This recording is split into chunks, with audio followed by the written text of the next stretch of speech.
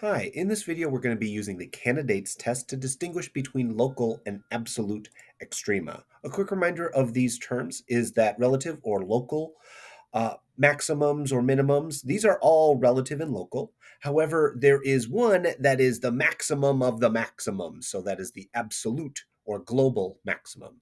Same thing with minimums. These are both local relative minimums. However, one is the most minimum of the minimums and becomes the absolute minimum. We find these by figuring out when the derivative equals zero or doesn't exist. And we also want to be thinking about those endpoints. Finally, be sure to determine what the maximum or minimum is by plugging back into the original function. It wouldn't be very helpful to plug it into the derivative because that equals zero. So, what is the candidates test? Well, the candidates test is a real fancy name for a table. This is a candidates test. To get a little bit more information about what's going on with this, we're going to be exploring this graph, and I'm going to do that on Desmos just so we can see it a little bit more interactively. So I've got my curve graphed, I've got its restrictions, and we can see that there is a really low point here and a potential high point here and another point here. Now, keep in mind, this is restricted. If I remove this portion, then this line is going to continue trending upwards. If it were to do that, it would continue upward and upward, and we would no longer have an absolute maximum because there's always another higher point that we can get out of this square root of x. We are restricted, so we get a little bit more of a absolute maximum because we can see on this thing there's got to be a highest point and there's got to be a lowest point. Now, what points do we care about for that? Well, Desmos is smart and kind of marks our maximum and minimum for us, but like, what if we're trying to figure that out without this graph and use our derivative? So I've graphed our derivative, and you can see that there are 2 points where the derivative equals zero. So that's using our first derivative test. And they match up with the maximum and minimum that is showing up here, these relative maximum and minima. Now, we also care about what is going on at these endpoints because they are part of what could be the absolute maximum and the absolute minimum. So I'm going to get rid of this. So these are the 4 points that we want to check. And so we don't know which one is the biggest of the big, and we don't know which one is the smallest of the small. And the simplest way to do that is just figure out what all their values are. Note that I'm putting all of these into the original function. I'm not putting it into the derivative because these two would be boring. They would just have a value of zero. And I don't care about what sort of values the derivative comes out with. To find my absolute maximum, I need to figure out what is the biggest value that f spits out, not f prime.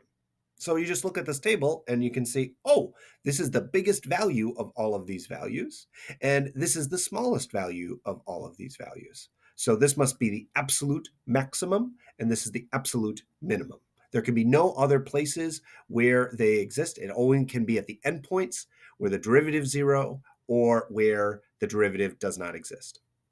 So this candidates test is just a table trying to help us narrow down from all our potential maximum and minimum who is the biggest of the big or the smallest of the small.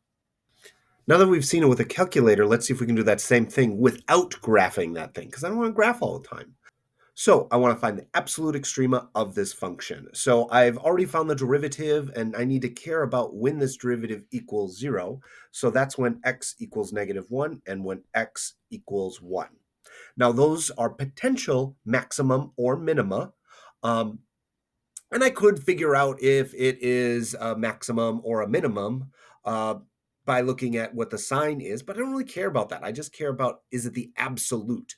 And that I can just use the candidates test to narrow down my options. Now, I'm not just going to have -1 and 1 in there. I need these endpoints as well, which is also important because that kind of excludes this -1 because it's not in that interval.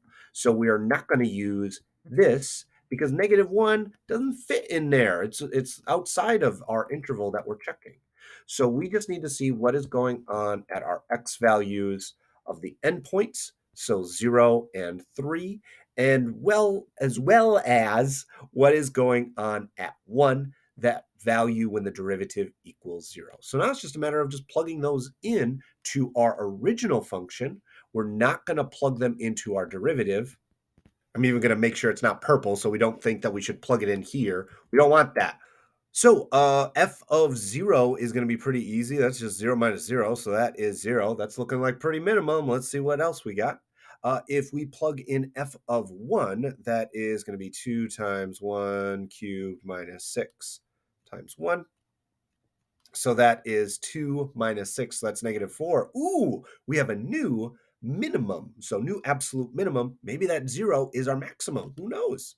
We got it. I know. I'm going to check the other number.